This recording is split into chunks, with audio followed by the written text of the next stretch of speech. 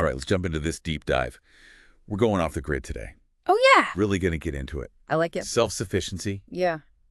taking control, connecting with nature, rediscovering some ancient skills, Right. all that good stuff. Yeah. And we're using the Complete Book of Self-Sufficiency as our guide.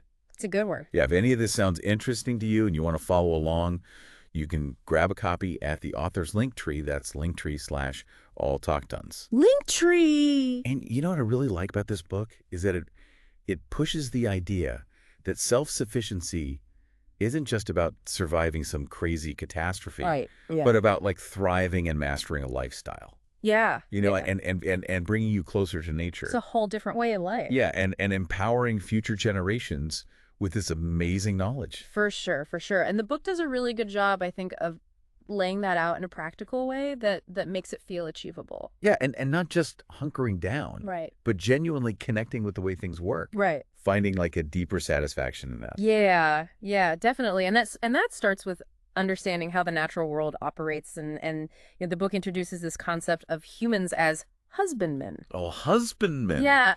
It's almost like caretakers of the land. It sounds a bit old-fashioned. It does. What does that actually mean in a practical sense? Yeah, it's about recognizing that we're part of a bigger system, a bigger picture. This ecosystem where everything is interconnected. I see. And the book uses the analogy of a biotic pyramid to explain this. A pyramid. I'm picturing like those ancient Egyptian ones. Right. Not exactly something I'd find in my backyard. Well, no, this pyramid is all about how life is organized. Okay. So imagine like plants at the base. Okay. And then the animals that eat those plants. Right. And then the animals that eat those animals. Gotcha. And humans are up there too, affecting that whole system. So like a food chain.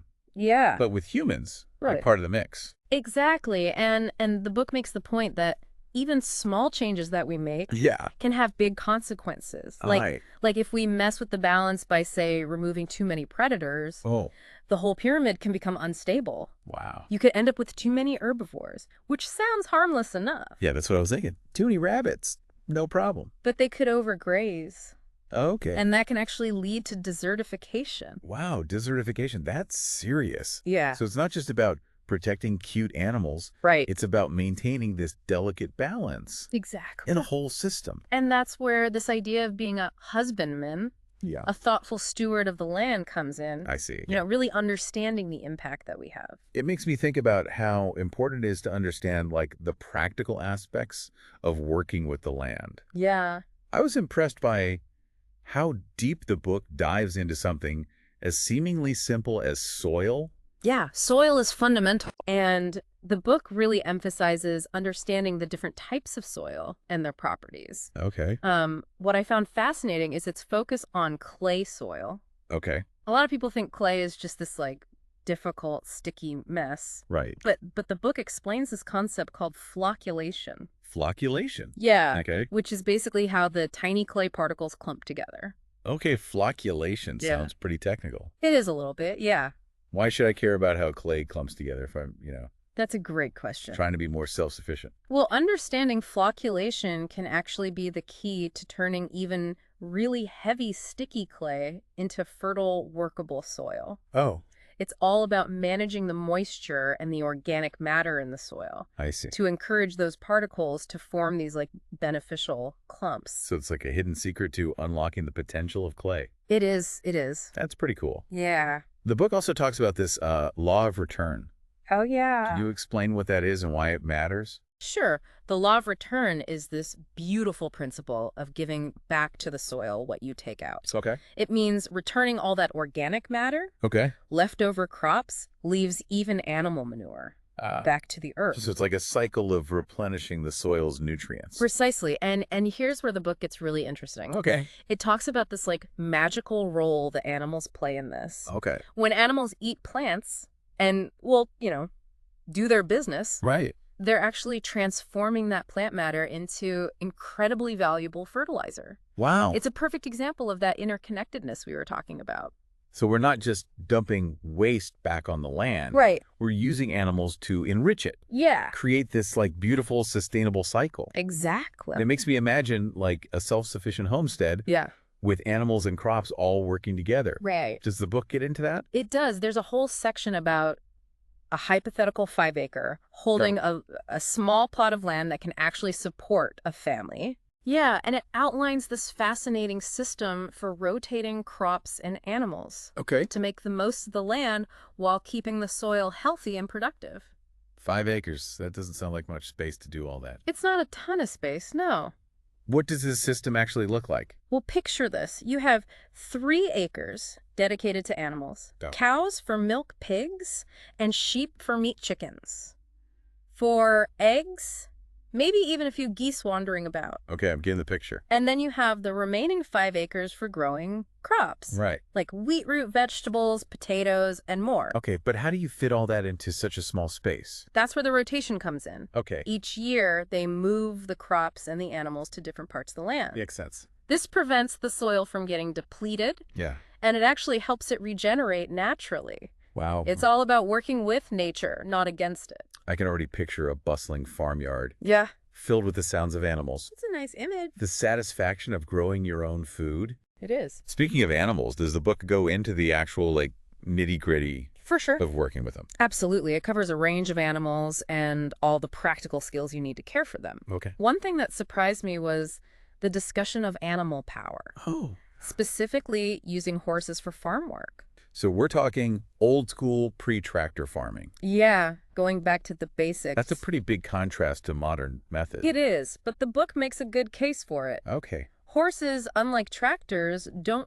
rely on fossil fuels. Right. Their fuel is literally grown on your land. Interesting. And they can reproduce, so you're not constantly buying new equipment. That's a great point. It's like a built-in sustainable system. It is.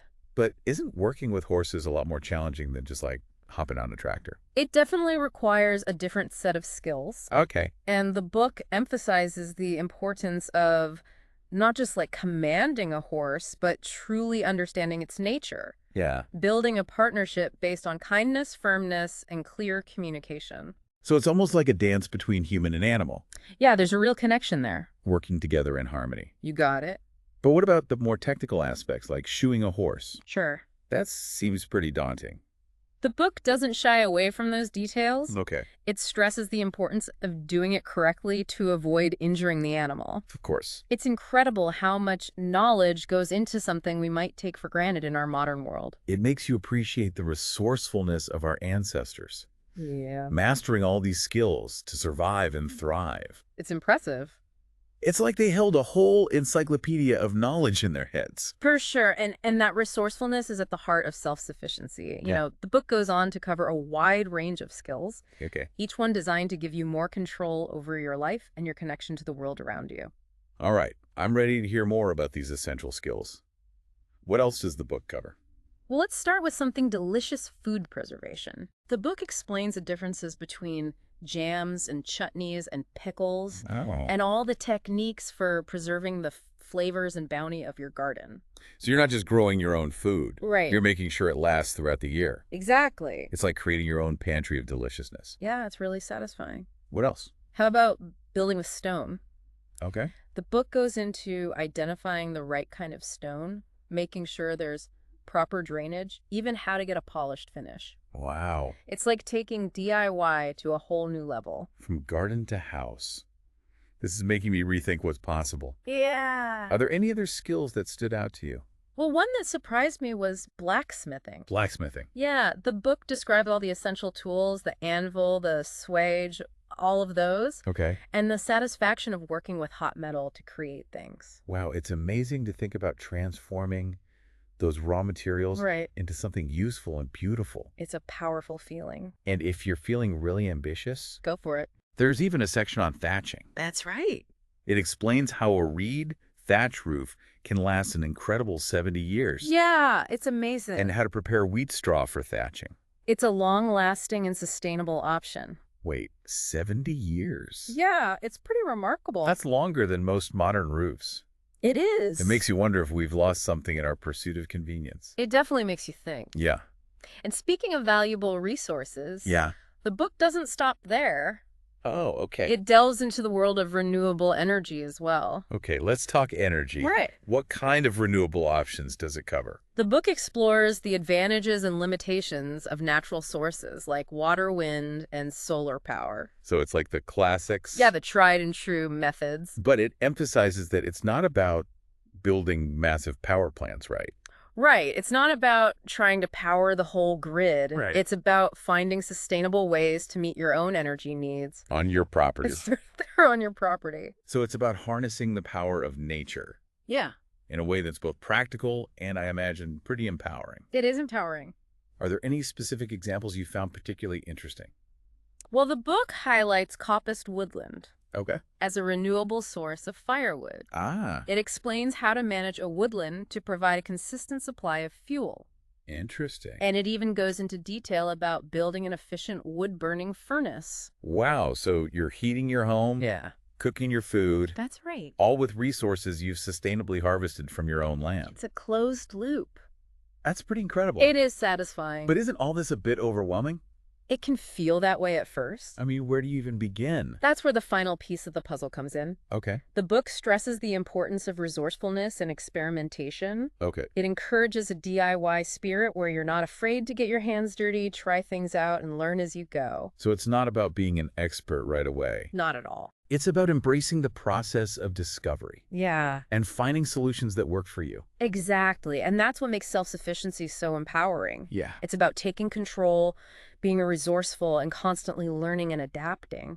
It's almost like a journey of rediscovering our connection to the world It is. and becoming more resilient in the process. Absolutely. But before we get too philosophical, let's take a quick pause. Yeah, it's good. We'll be back in a moment to explore even more fascinating aspects of self-sufficiency and how you could apply these ideas to your own life.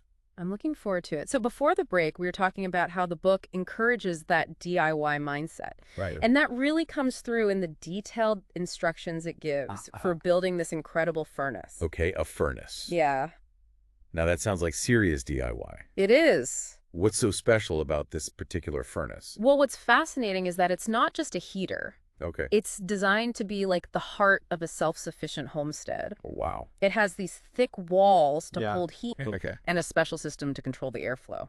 I see. So you're not wasting any fuel. So you're getting the most out of every piece of wood you burn. Exactly. That's smart.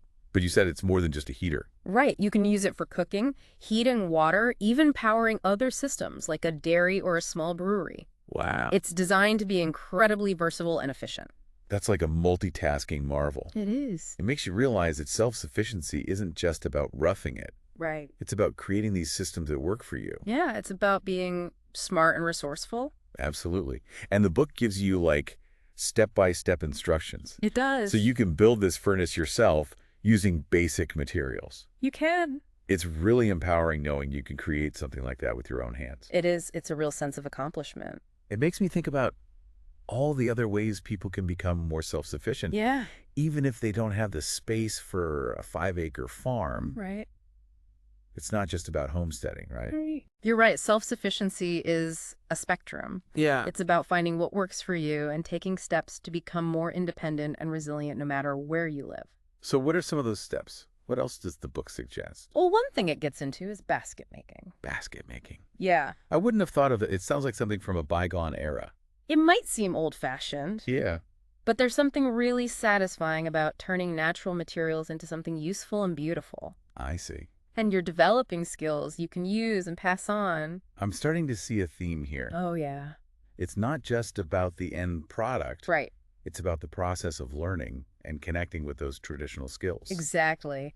And that sense of connection is also there in something like pottery, Pottery. which the book also covers in quite a bit of detail. Now, that's something I've always wanted to try. Oh, really? What kind of pottery does the book focus on? It takes you through the whole process from digging up clay and preparing it to shaping pots with your hands or even using a potter's wheel. So you're literally starting from scratch. Yeah. Creating something functional and beautiful. It's a really amazing process. That's pretty amazing. Yeah, And the book emphasizes the importance of understanding clay, it does. how it behaves at different stages, how it responds to heat. Right. It's a whole journey of discovery and mastery. Okay, I'm definitely adding pottery to my list of self-sufficiency skills to explore. I love it. What about something more colorful? Okay. Does the book have anything about, say, natural dyes? Yeah, you read my mind. All right. It actually has a whole section on creating vibrant dyes from plants, bark, even berries. Wow. I can imagine the amazing colors you could create. Yeah, it's really incredible. What kind of materials can you dye with these natural methods? The book focuses on wool, Okay. which would have been a common material for clothing and blankets in the past, Yeah. but the techniques can be applied to other natural fibers as well. It's all about understanding the process of preparing the fibers Okay. and then experimenting with different natural ingredients to achieve the colors you want. So you're not just wearing clothes. Right. You're wearing something you've created from scratch. Yeah. Infused with the colors of nature. It's a whole different level of connection. That's a pretty cool level of self-sufficiency. It is, and speaking of creating from scratch, Yeah. the book even delves into the art of making cloth. Wait, making cloth? Yeah. As in like weaving your own fabric? That's right. That sounds incredibly labor-intensive. It is, but the book breaks it down step by step. Oh, yeah. It starts with a plant called flax, Flax. which has been used to make linen for centuries. I've heard of that, but never really knew what it was used for. It's an amazing plant, Okay. strong, durable, and you can spin its fibers into thread. Wow. The book explains how to process the flax, spin it into yarn using a spinning wheel, and then weave that yarn into cloth on a loom. Wow. It's like a crash course in ancient textile production. It's mind-blowing to think that you can literally turn plants into clothing. It is pretty amazing. It makes you appreciate the ingenuity and resourcefulness of our ancestors, doesn't it? Absolutely. And that resourcefulness extends to preserving and using every part of the animals we rely on. Okay. The book has a section on curing and tanning animal hides. So turning skins into leather. Exactly. I can't imagine that's an easy process. It's definitely an art, but the book walks you through it. Okay. It explains the difference between rawhide and leather and all the steps involved in transforming animal skins into a durable and usable material. I can see how this would have been such a vital skill for our ancestors. It was essential. Using every part of the animal and creating something lasting from it. Right. Yeah. And it's a skill that's still relevant today. For anyone interested in working with leather, making their own clothes or accessories, or just understanding where materials come from. This deep dive is really opening my eyes to the sheer range of skills involved in self-sufficiency. It's pretty incredible, isn't it? But some of these things, like working with stones, sound pretty intimidating. I know what you mean. Yeah. But the book does a great job of breaking even the most complex tasks into smaller steps. Okay. For example, with stonework, it starts by explaining the different types of stone Right. and how to identify suitable building materials. So not all stone is created equal when it comes to building. Right. Some types are easier to work with than others. Makes sense. The book highlights a type called freestone. Okay. It naturally splits into neat shapes, which makes it perfect for building. So you're looking for stone that's sort of pre-cut by nature. Exactly. And once you've got the right stone, Okay. the book explains how to shape and prepare it using traditional tools and techniques. I see. It even covers achieving a polished finish, Oh, wow. which takes patience and a keen eye for detail. It's amazing how something as basic as working with stone I know, right? can be so intricate and skillful. It really is. And that sense of artistry also comes through in another skill. The book covers Okay. blacksmithing. Okay, back to the heat of the forge. That's right. What does the book have to say about blacksmithing? It covers the basics, like the essential tools, Okay. and how heat changes the properties of metal. Right. It explains how you can shape metal into all sorts of forms when it's hot enough. I can almost hear the clang of the hammer and feel the heat of the forge. It's a powerful image, isn't it? It is. And the book covers a range of techniques, from making simple objects to creating more elaborate designs. I see. It emphasizes safety, precision, and a deep understanding of the material you're working with. It makes you think about all the things we rely on metal for every day. It does, doesn't it? Yeah. And that's what's so empowering about blacksmithing. Right. You're not just using objects, you're understanding how they're made. Yeah. And you're gaining the skills to potentially create them yourself. It's about connecting with the materials and the craftsmanship that shapes our world. Precisely. And that connection extends to another traditional craft the book explores, thatching. Ah, thatching. Yeah? We're back to those long-lasting roofs. We are. I'm curious what kinds of materials are used for thatching. The book considers reed thatch to be the gold standard, Okay. known for its durability and weather resistance. Makes sense. But it also explains how to prepare wheat straw for thatching, Okay. which can be a more readily available option for some people. So you can literally turn something as ordinary as wheat straw into a roofing material. Yeah. It can last for decades. That's right. That's incredible. It is. The book goes into detail about the whole process from gathering and preparing the straw Wow. to creating bundles and attaching them to the roof. It's amazing how resourceful people were in the past, using what they had to create shelter. It really is inspiring. It really makes you rethink what's possible with the natural materials and a little bit of ingenuity. Yeah, it opens up a whole new world of possibilities. This whole deep dive is making me realize that self-sufficiency isn't just about living off-grid. Right. It's about a mindset, a way of approaching life with resourcefulness, creativity, and a willingness to learn new things. You've hit the nail on the head. And as we wrap up this part of our dive, I want to emphasize that the Complete Book of Self-Sufficiency is more than just a set of instructions. Right. It's a source of inspiration, a guide to a more empowered and fulfilling way of life. It's like a treasure chest of knowledge just waiting to be opened. Exactly. Why don't we take a quick pause to gather our thoughts, and when we come back, we'll explore even more fascinating insights from the book and talk about how you can apply these ideas to your own life. So we've been exploring all these incredible skills from the Complete Book of Self-Sufficiency. Yeah, it's a lot to take in. It is a lot to take in. So many different things you can do. It feels like there's more to this than just practical know-how, though. Oh, for sure. Is there something deeper about this self-sufficiency thing? You know, what's interesting is how the book hints at the idea that self-sufficiency isn't just about what you can do, but how it changes you as a person. I see. There's this sense of satisfaction, connection, even personal growth that comes with it. Okay, I'm intrigued. Yeah. How does becoming more self-sufficient actually lead to personal growth? Well, think about it. When you challenge yourself to grow your own food, build things from scratch, master these old school skills, you're pushing your boundaries, expanding what you thought you were capable of. So it's not just about learning a new skill. Right. It's about building confidence and resilience in the process. Exactly.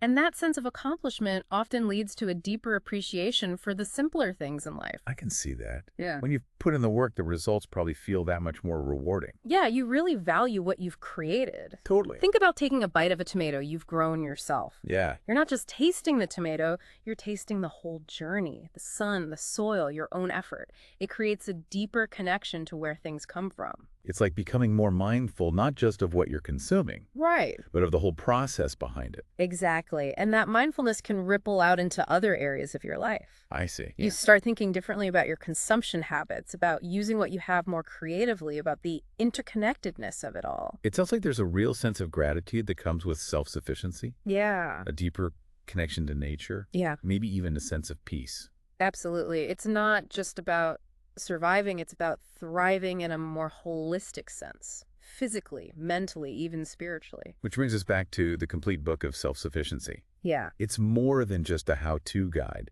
it is. It's almost like a philosophy for a richer, more meaningful way of life. That's a great way to put it. It's about taking control, embracing challenges, connecting with the natural world, and seeing how those things can actually transform you as a person. I love that.